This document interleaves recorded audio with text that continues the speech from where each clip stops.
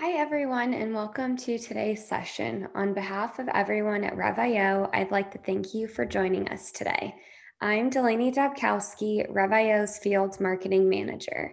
Before we begin the presentation, I'd like to go over a few housekeeping items. First, audio will automatically come in through your computer speakers. Second, a recorded version of this webinar will be emailed to you within 2 days. Third, we'll be having a Q&A session throughout the event, so please submit your questions via the Zoom control panel at any point during the live presentation. For those of you just joining us, welcome.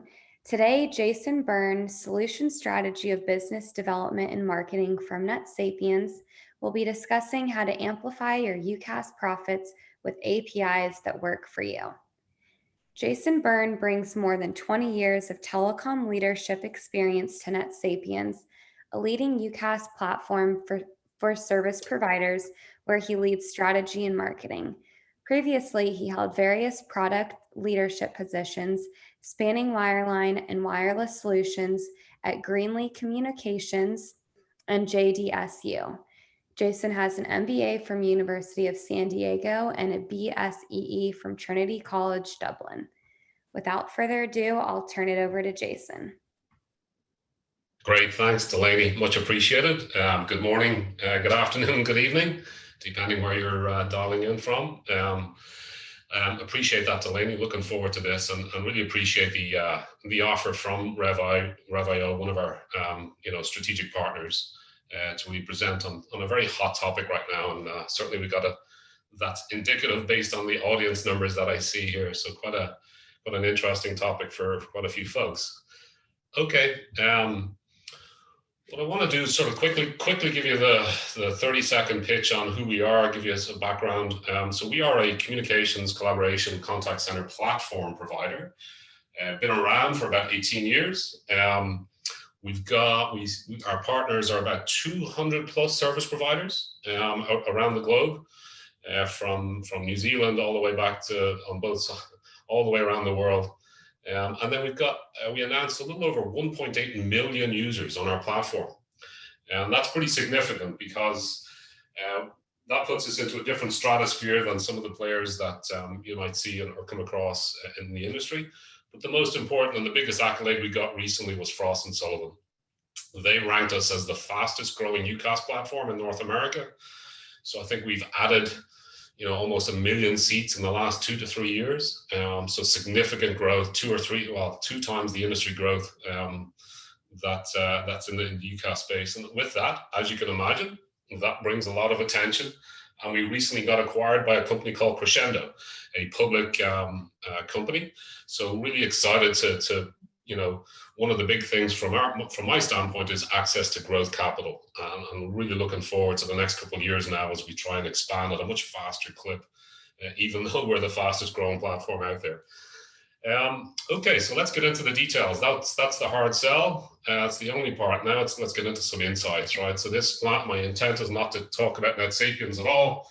It's more around some of the insights around APIs. So let's start off with big picture at the macro level from a UCaaS standpoint. What is happening from a pricing trend? And over the last couple of years, especially over the last year from 2019 to 2020, you can see Intelisys had 2019's pricing at roughly $22.63. Frost & Sullivan came out with a report showing a 5% drop year-over-year decline. That's significant. And you can imagine why is that? Well, if you look at the big tier ones, it's a very similar feature set. Some of them might argue, hey, I can support 5,000 in my webinar. Hey, I can support 10,000 in my webinar. Well, guess what? That use case is a small fraction of 1%.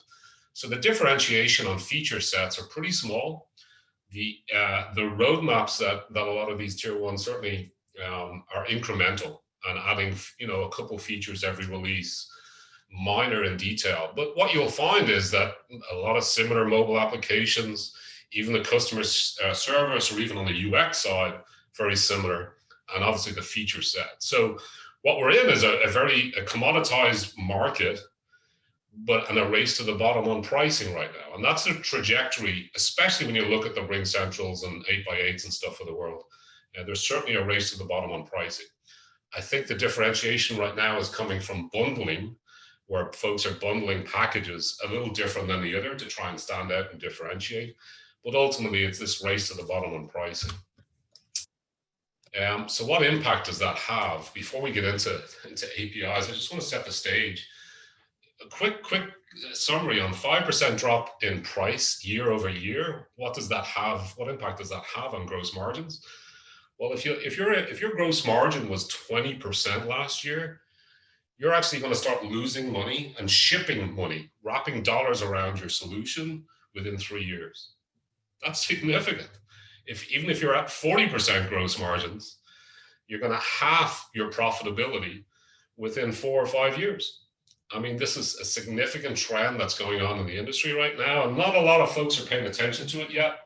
But you got to look projections out, based on a 5% year-over-year drop, assuming all costs remain the same. And maybe that's not the case. Maybe they will go up, they might go down. But if all things been equal, this is the sort of impact a price drop has on gross margins. And I thought it was pretty interesting. Certainly some folks will pay attention based on whichever tier they start off from a gross margin standpoint. Okay, so that's a little dour message, a little on the negative side. Let me put things into perspective. Where are we from a UCaaS standpoint in a market trend penetration or market life cycle? We're pretty early from a UCaaS standpoint, and I got 2 different sources here. For some reason, the sources didn't pop up, but probably Frost and Sullivan, the one on the left. You'll see here, we're very early in the life cycle, even in UCaaS. Globally, UCaaS penetration is only at 23% versus on-premise. We're at 43% in the US. So yes, it's much further along from a life cycle standpoint, but still a lot of room for growth from a penetration side. We're not even at the halfway point in the US.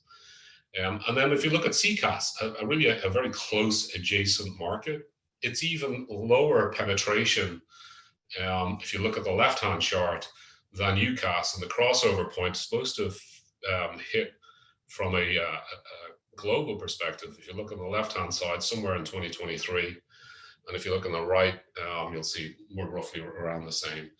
But the growth rates, the CAGR, compound annual growth rates, it's double in CCaaS. So that you can imagine the UCaaS vendors are looking at this going, there's a lot of growth going on over the other side. Very similar. I mean, if you look at any business really is a contact center. They have a sales department. So you can imagine there's a lot of meeting in the middle. And this is a little old chart, but I'm trying to raise the point here that both sides, from a collaboration or a telephony side of things, UCaaS and CCaaS as well, things are starting to merge. The lines are becoming blurred. And both the UCaaS, CCaaS collaborations in the mix now as well. There's a lot of industry mergers that are happening and partnerships that are really starting to kick off. I think, let me see the next slide. And here's some examples of that, right? So if you look, and especially recently, you probably saw the Five9's acquisition by Zoom. So for example, that puts Mitel and Nextiva in a pretty predicament against Zoom. So I won't be surprised to see new partnerships coming from those companies. But you can see there's a flurry from a partnership standpoint with UCaaS and CCaaS, and mostly one directional, UCaaS acquiring some of those CCaaS vendors. Vonage, obviously Zoom, 8x8. I mean, the list goes on. It really is a trend that's going on in the industry. And wanted to sort of set the stage, what are vendors or what are service providers doing to fight that margin erosion that we talked about. And Jason, before you get started on this next slide, we do have a question that I missed. Where does CPaaS fit in this picture? Yes, that's a good question. So again, I talked on about blurred lines. Certainly when it comes to UCaaS and CCaaS, those lines are becoming more blurred, and along with collaboration. CPaaS is in that same vein. APIs, and we're going to touch on, and really that's a good segue for later on, is CPaaS is clearly API driven, and you'll find that UCaaS and UCaaS and CCaaS platform vendors are investing heavily on the API side of things. And then it starts to, and then you start to look, especially from a UCaaS side, it starts to look like a CPaaS platform. So I think we're a few years away to the point where you'll see UCaaS and CCaaS blending, but UCaaS and CPaaS will start to look like this very soon. I think it's probably a year or two behind, or maybe more, as more APIs are added to the platform, more extensible APIs. That's when CPaaS and UCaaS start to really look very similar. And I would say some platform vendors are already there. I know we're one of them at NetSapiens, but that's a good question. CPaaS really is starting to look like sort of an extensible UCaaS offering. So hopefully that answers your question, Delaney. Okay. Now let's get back into the actual service providers. Who are the folks that are actually, not performing very well from a growth, from a margin, from a profitability standpoint? And they typically fall. I mean, this chart here on the right-hand side, I think it's the Bowman's strategy clock. You'll see here most folks fall into that low price added value. And really what they're doing is they're choosing a UCaaS platform, wrapping their brand around it if they can, trying to hold on to those customer base, and then tacking on, a cost plus margin. Hey, here's our costs, our fixed costs. Let's make 20 points, 30 points, whatever that is. And really, that's not a sustainable model. It's cost plus hell, is what I'd call it. Really not wrapping enough value around the core of the platform, which is the platform. And that differentiation is not sustainable. There is no differentiation. It becomes a cost plus and a price. And that's not a very strong strategy to be in. And what I want to touch on and see where really APIs move the needle here as you go around the clock, and I'll sort of touch on that later. But this is where I'm finding a lot of folks are caught in right now and really looking to get out of this bottom left-hand corner and really focus more to the right on price and value. I use this chart, and I only threw this together this morning, but the point is, and I've used this, most industries follow these trends, right? So typically over time, depending on how mature a product or a market is or segment is, with UCaaS, we showed that UCaaS is dropping 5% year over year on price, even with all that innovation that you see in every platform vendor's website. As they drop in more and more features, more users, more people on the screen for video conferencing or whatever, it's still dropping 5% year over year. So, clearly, what's needed is innovation from a different, perhaps different angle, innovation that's not just incremental in nature, innovation that perhaps is unique and sustainable. And that's what typically, and that covers any industry. It doesn't have to be UCaaS, it doesn't have to be communications. Most industries will follow this, that if you do have unique, sustainable differentiation, then that margin can slow down. That margin erosion, can slow down. Maybe you get it to the point where it's only 1 or 2 points. Maybe you get it to you can maintain margin with some new, unique innovation, or perhaps you can actually increase your margin. And it's sort of, I think, no matter what the industry, it falls across multiple, any of those and any range of that, from slowing margin down to actually bumping our margins up. And that's where I think APIs and application ecosystems really are helping on the UCaaS side. Across those 200 plus service providers, we've got a large base, almost 1.8 million users. We're able to see who those fastest growing. And what we're seeing is it's those with the innovation that is unique, sustainable, and really a focus on those APIs. So this is a generic chart, but hopefully it drives home the message around how do you slow that margin erosion down, or how do you reverse it?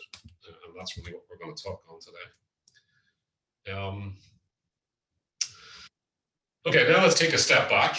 And I'm really trying to look at, well, we're service providers and ourselves, we're in this UC industry, we're trying to push unified communications into businesses of all walks of life, whether it's lawyers, pizza chains, whatever that segment is. But UC is just one part of it. They're using a lot of different business applications to make their business succeed. Why would they choose to a cloud-based UC? And I'll try to get to the business need rather than pushing UC down the lens of a UC platform or a UC service provider. Let's look at the businesses themselves. What are the needs that they have for a cloud-based UC solution? And you can see here, this is a report by IDG. I should have put the source in, but an IDG, oh, there it is. Flexibility and agility are the top two, right? So what I'll show you in the next couple of slides are the amount of different applications that are out there. And there's a significant amount. The flexibility to integrate and sort of have a seamless workflow with their business applications as what, some of the use cases around that. Agility, again, wrapped around that. But notice the cost and OpEx, it's not even ranked. I mean, well, it's ranked number 5. So it's quite, I thought this slide was pretty interesting from why would folks choose UC? And then you start to look at, well, now they've, you understand that. Well, tell me about what are those applications that businesses are using? And it all varies from whatever vertical that is, whether it's industrial, tech companies, healthcare, hospitality, that sort of thing. Let's start off with the chart here on the left. You'll see here the company size, the x-axis really shows variation in the number of business applications that are used. In that 0 to 50, which is where the bulk of businesses are in the US and actually on a global basis, up to 50 employees, you can see the average is around 40 different business applications. That's significant. That's huge. That's a lot of business applications. So when service providers come in and go with yet one more application, which is unified communications, it can be quite one of those reactions, yet another application that they need to worry about. What we're proposing here, what I'm seeing from the successful service providers is actually integrating it so it does not look like 41. And I'll get into a little more use cases on that. And then if you look at the chart on the right-hand side, this is some data that shows the most recent, and it was 2020, the most popular business applications that are used across all industries and across all enterprise sizes. So it's a little vague, but it does give you a sense of some of those big business applications that are dominating the space inside every industry and every company size. Let's get a little deeper now if I can. On the next slide, actually, here's the fastest growing business applications that are out there. So for example, Monday.com is a great example. You see the ads on TV constantly. Sentry on the security side. So there's a lot of opportunity to integrate with some of these applications to bring voice, video, messaging, presence, all of this sort of stuff into these applications. And I just wanted to highlight, so we've shown you what the most popular ones are, and then here's the fastest growing, giving you some ideas of where some integration opportunities lay. And I'm going to get into some of the use cases later on. Let me see, I think. Yeah, so when we look at the next slide here, I talked about verticals and how different each of the verticals are. You can see here just by quantity of applications, of business applications. Look at the variation from, well, first thing to note is over time, our industry's adding more and more business applications into their work stream. And you can see it shifts from gray to dark green, I guess.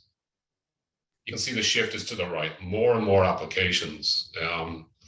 As an example, if it's a tech company, they've gone from 99 to 100. It's like 50% increase in number of applications over the space of 4 years. So there's a constant churn, perhaps of new, as well as just adding more applications. And then it depends on which vertical. We've got quite a few service providers who specialize in certain verticals. And you can see here, give you a sense of whether it's professional services, all the way down to energy mining, some of that lower on the technical scale, at least from a communication standpoint. But on the business application side, you can see a lot fewer.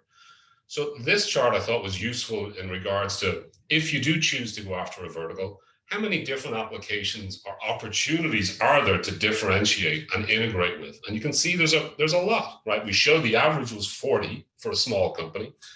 This is independent. This chart is independent of the size of the company. It's more across all sizes, but it does give you a sense of, hey, if there's 100 applications that they use across their industry, and maybe it's 40 or 50 for a smaller company, that's a lot of opportunity to bring value and integrate and wrap value and wrap some of the video and voice functionality or use cases around some of those applications. It's significant, right? And I would look at this chart as more around how many opportunities do I have to differentiate in each vertical, and you can see it's significant. And clearly service providers are having conversations in some of those verticals to see what is the most used applications, what's the most, to really zero in within that industry to find out which of these applications should we integrate. What are the use cases for those? And I'll touch on that in a few slides. Let me keep going here if I can. So, Jason, what are you recommending here? Yes, good question. The key takeaway, and the reason I put this slide in, Delaney, is I would count these as number of opportunities to differentiate. These numbers represent the apps which really are an opportunity to differentiate versus coming in with your offering that doesn't really stand out over anybody else. If you're coming in with the same functionality I showed you on that first slide, hey, very similar feature set, very, very similar UX, very similar pricing, on a continuous, price war, not much differentiation. But here's where the opportunity is to differentiate. With these applications that they use, what if you can wrap additional value around that? And there's two paths to that. And that's through an ecosystem of app integration that's off the shelf. I call that controlled. I'll sort of touch on that later. And then through APIs where it's sustainable. So I think back to your question, Delaney, what I'm saying here is this is the number of opportunities service providers have to differentiate in a specific vertical. Hopefully that answers your question. Okay.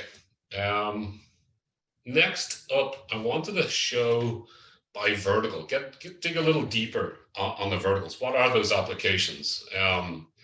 So for example, in some of these segments, and I would recommend, there's a ton of data out there on by vertical. This is just 3 examples I picked from a HR to hospitality to health. And the most popular applications that are used in both of these, are all 3 of these industries. And you can see Workday from a HR standpoint, it's a clear winner and a clear growth trajectory. And across hospitality. So what if you could actually wrap your solution, wrap some value that's unique to them? And I'll go through a couple. I'm trying to tease you to get to one of my slides later on about, okay, tell me what exactly to do with each of these applications. But it just, what I'm highlighting here is there's such a variation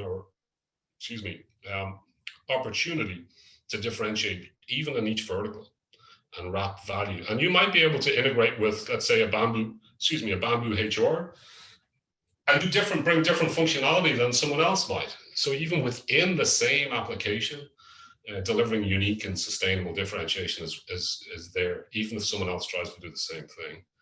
And I'll touch on that on the ecosystem. So I thought this is a pretty helpful tool just to highlight just 3 verticals and how, what the most common applications are. So I touched on this on the Bauman's strategy clock. You can see here, so across those 200 plus service providers and almost 2 million users across the globe, the ones that we're seeing with the fastest growth are focused on that application, are focused on integrating with the business apps that they're selling into the verticals that they're selling into. And that's really where, and I think the strategy here, it calls out differentiation, but also focus differentiation. I'd go one step more, which is unique or sustainable differentiation under that focus section. And folks that are doing that are wrapping around the ecosystem of applications and wrapping value around through APIs. Let's get into a little more there. So we've shifted from, those lower performing who are just putting a brand on it, not adding any value around those applications, and just tacking on a cost plus margin, to focusing squarely in verticals, squarely in different applications, and bringing value there. And that shifts folks up into that higher price, higher value, and higher profitability side of things.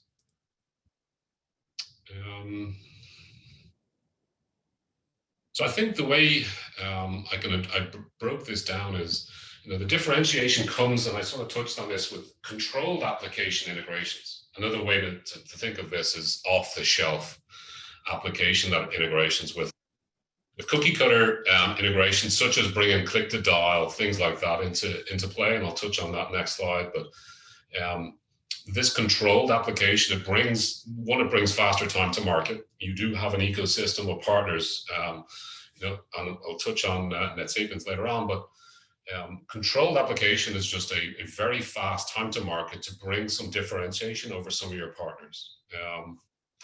And what are those different use cases from an ecosystem? And I think this is where there's a significant amount of investment going on.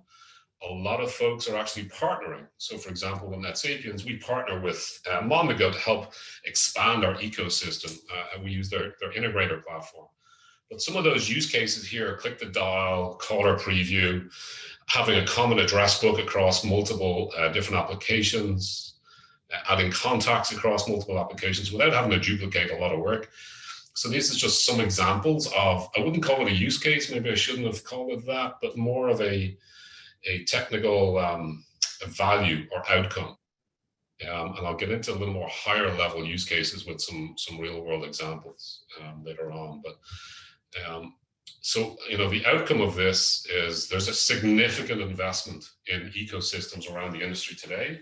And this is where I touch on CPaaS. Folks are, I'd say, this is sort of the first step before you even get to an API value add. If you were to look at where does the most value come from, first up, increased margin will come from an application ecosystem. You're able to differentiate, thus you're able to increase your margins and your pricing.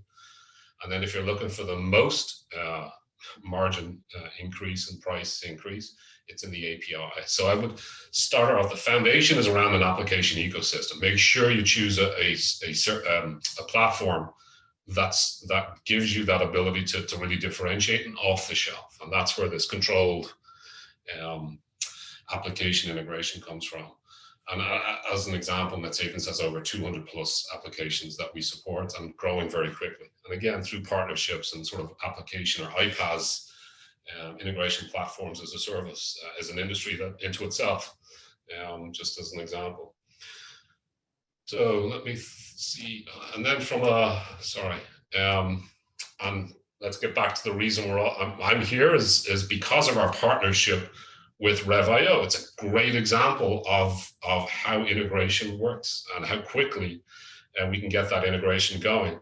With Rev.io Sync, we're able to integrate truly with Rev.io in a very seamless manner, right? To bring that quote to cash offering and really billing as a service platform into our offering. And then thus, and that's a seamless, whether folks are coming from other billing platforms and using our current solution, our current Snap solution, it's very easy and seamless to move over to a Rev.io because of that application integration, and then all the value that Rev.io brings to the table.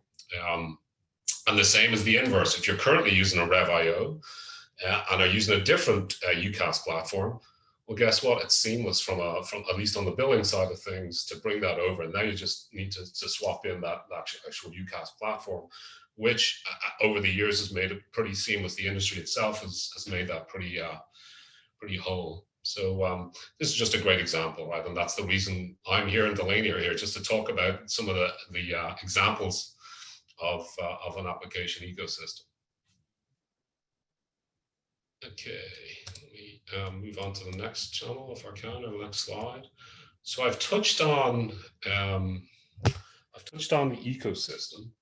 Now let's touch on a little more around the APIs themselves, right? So, if you're getting ecosystem application integrations, it's off the shelf, meaning you don't have much of a choice in what functionality you bring to that application, whether it's voice, whether it's messaging,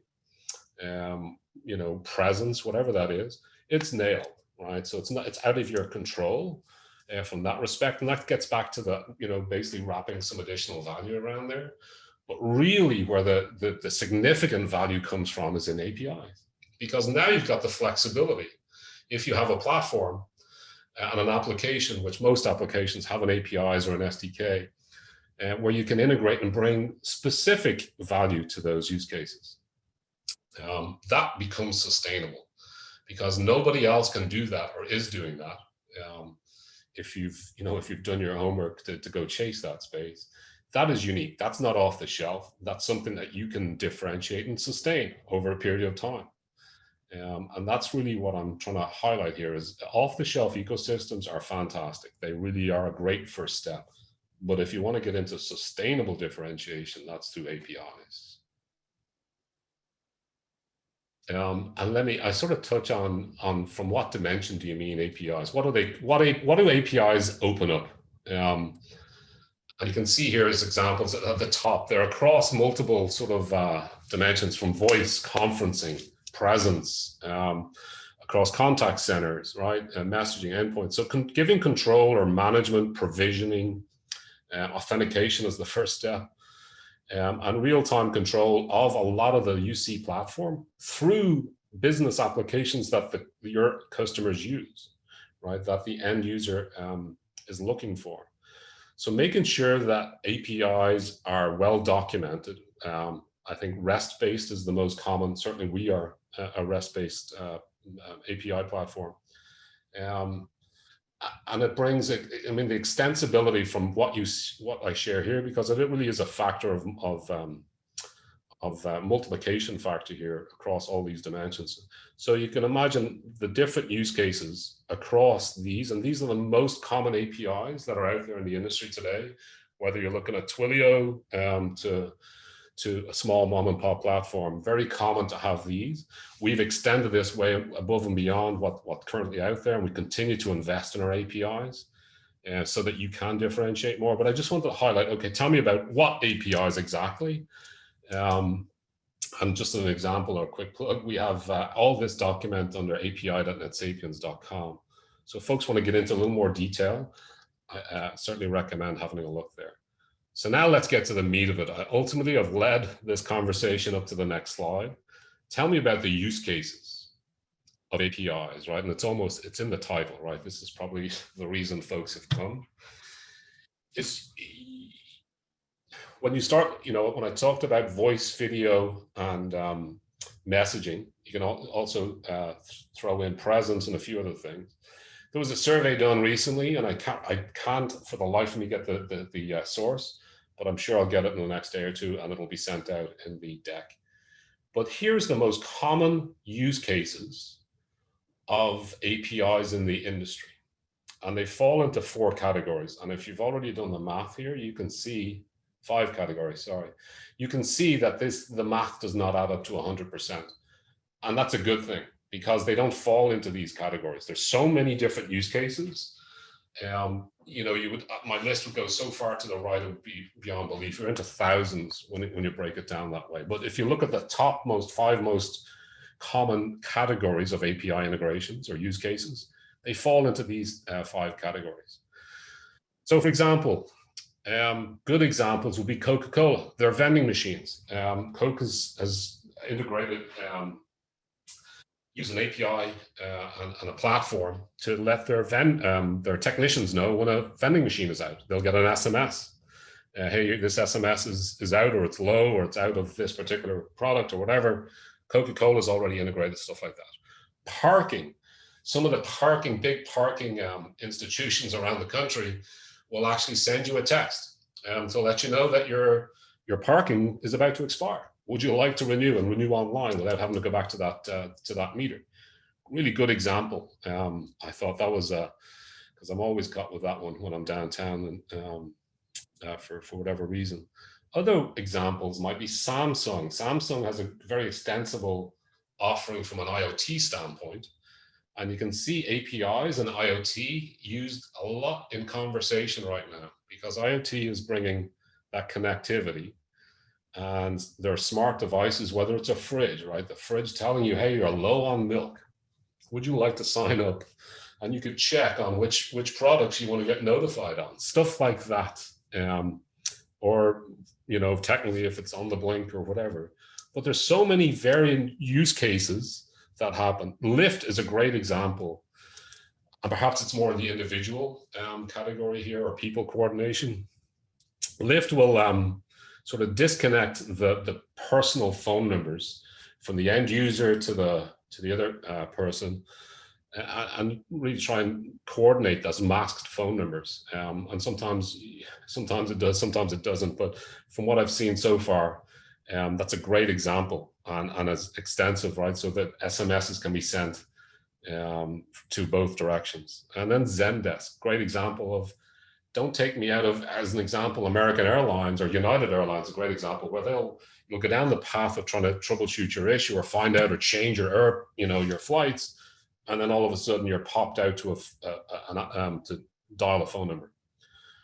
Well, United Airlines is a great example where they can actually send that call or keep that call within the web page using WebRT and send that call to the contact center agent within that web, Chrome browser without popping you into a different channel.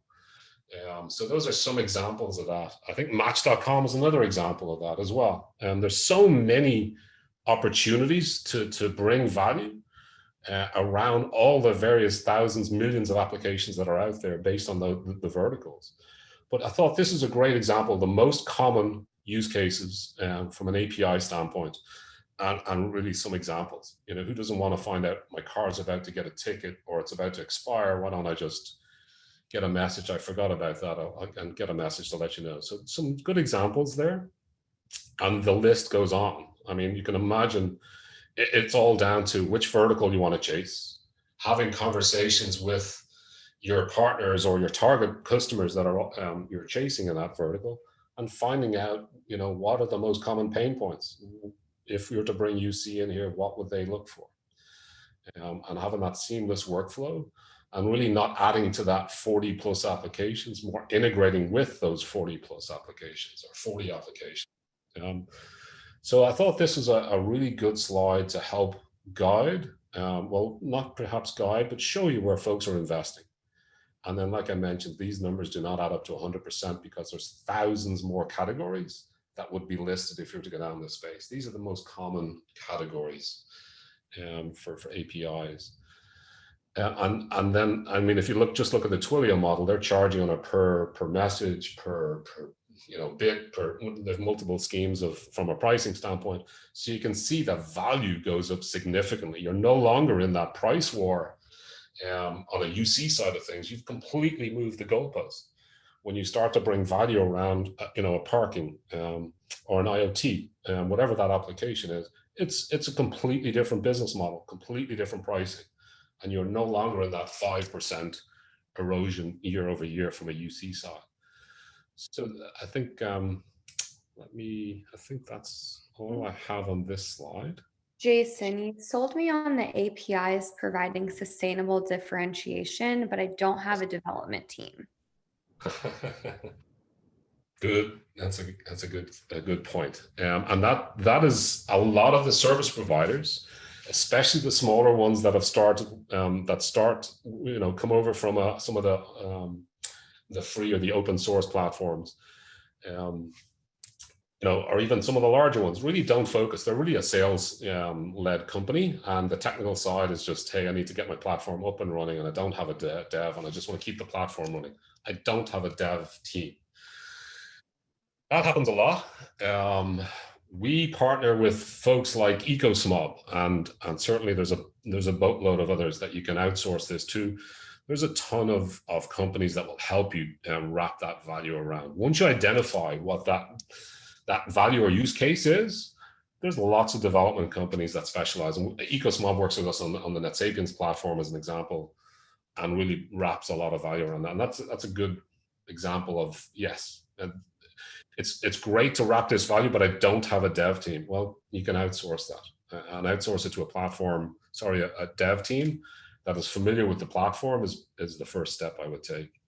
But what I'm finding is, and there's a great, I won't mention names, but there's some vendors that are out in Florida, in Miami, and they're investing heavily on the dev side because they're seeing the value and the margins just exponentially explode when they wrap the value around specific use cases.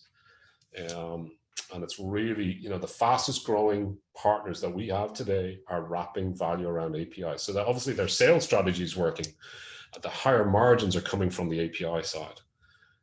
So good point, Delaney. Not everybody has a dev team.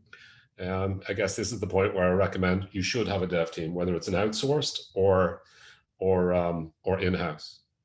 But if you want to get out of that 5% margin erosion, or not margin, price erosion, then I'd recommend putting a lot of attention on this side of the industry. Okay.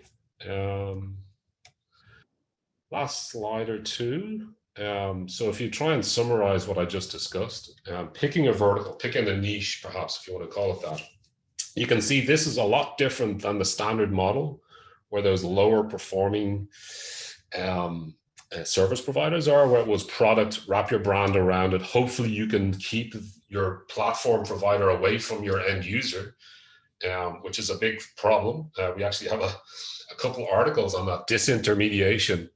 Nice big word that our English sales guy uses, but it is very true. A lot of these brands are going after your end users and trying to skip you, and eventually that's their end game. So that model is not sustainable, and this is where I talked on, right? So pick your vertical, pick your application, wrap that integration around it, that off-the-shelf offering.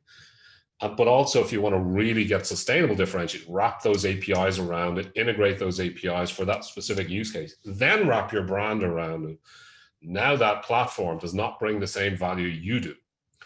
And when that becomes the case, your margins and price are just much, much higher. And that 5% margin erosion goes away.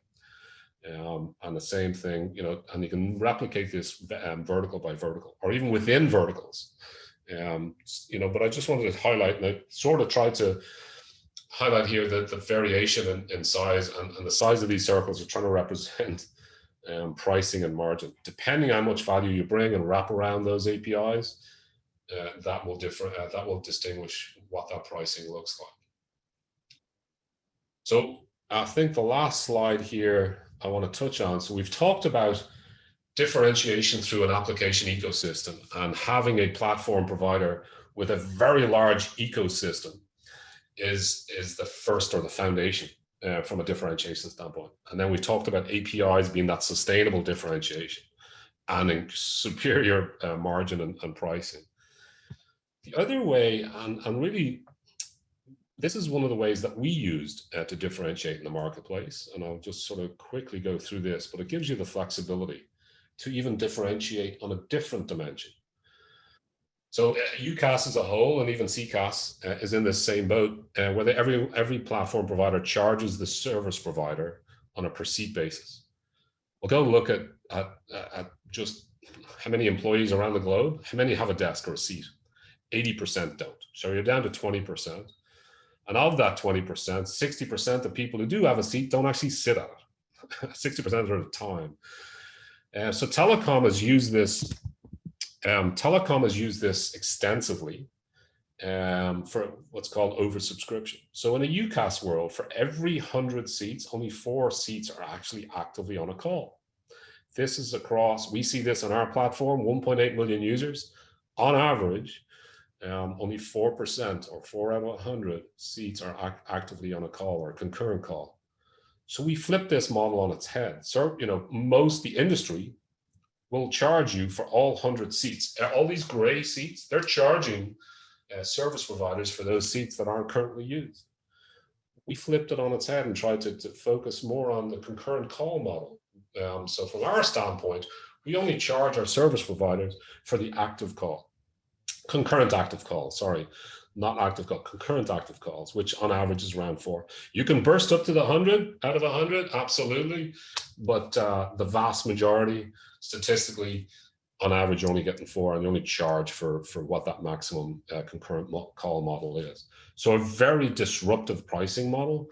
We pass this to our service providers. They're leveraging that. You can see the amount of gray seats that are there. That gives them flexibility to price at a different dimension, and not necessarily on a lower price. That certainly is something that you've got so much margin in this model that you can go down that path, but also differentiate in different ways, different segments, and that sort of thing. So I just wanted to highlight that, the industry is starting to shift, where paying on a per seat basis is now, that conversation's coming up. Hold on a second, only 4 out of 100 seats are actually actively on a call, yet I still have to pay you for 100. That's significant. And then the last slide, and I see a few questions coming in here, so I apologize. I'm going to get back to those now right after this. And really trying to summarize, these pillars here that we touched on. Differentiate through that app ecosystem. Sustainably differentiate by wrapping value through APIs. And I gave some really good examples on the Coke, machines, parking, Lyft, IoT. I think there's significant opportunity from an IoT standpoint as well. So hopefully that will give you some insights into what I was trying to cover from an API standpoint and some of the use cases there. So maybe Delaney, I'll hand it back to you for some of those questions I see. Yeah, well, that was great, Jason. Thank you so much for your time. Before we begin the Q&A portion of the presentation, I'd like to thank our audience for joining us today and review a few housekeeping items. The first reminder is that we're always interested in topics that you'd like to learn more about, so please submit your topic ideas in the Q&A box. In addition, the full webinar recording will be emailed to you within 2 days. Lastly, if you've submitted any questions during the presentation that don't get addressed in the live Q&A, we will be following up with you individually via email. Now we will ask a few questions from the audience. Are you able to provide a list or refer us to developers who are familiar with NetSapiens? Yes, and I'll do that after I think maybe Delaney, when you send out the deck here, I can certainly provide that with some contact details. Definitely. And we'll see if anybody else has any questions. Yeah, so there was some coming in about all-in-one at the start, 10 minutes ago, or 15 minutes ago, actually. So what I mean by also is Rev.io an all-in-one, all or none solution. You know what, I mean, every integration brings variation. With Rev.io, I would say we have that full integration with them. I'm not sure what you mean, or is there some subset that you want to integrate with?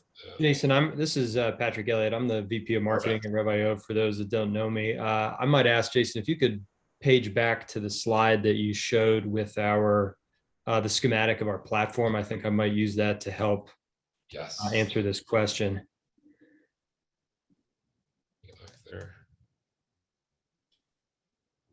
There we go. There we go. Thank you. Yeah. So I think the title of this slide says it well, that Rev.io, how we build a complete billing platform.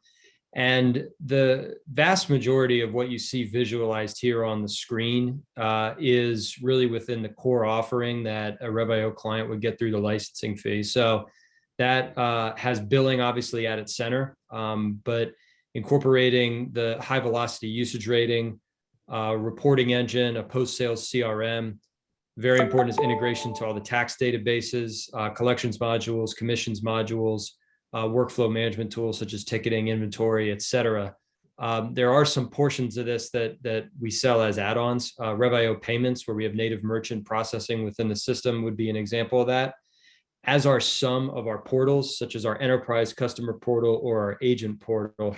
That being said, we don't necessarily have reflected on here the full scope of integrations that we have for the platform as well. That's been a big focus of our product development efforts over the last year or so, has been enhancing and adding new integrations to this system. Most notably, I think this year would be our integration to ConnectWise Manage, the leading PSA software for managed service providers.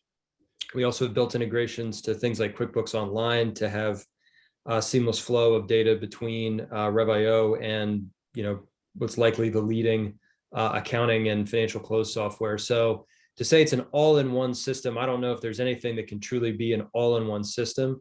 But what we've tried to do is build the best platform possible around these core features that extend from the billing and key back office features, but then understanding that we need to have those integrations built to major other software systems like that. So I hope that answers your question, but certainly we can follow up with you as well and provide a little bit more detail above that answer. Great, thanks, Patrick. I don't think I could have got into that detail, so I'm glad you jumped in. My pleasure. I believe this is a question for Jason, do you have any case studies which we could use to help us understand the end customer business benefits of specific API integrations?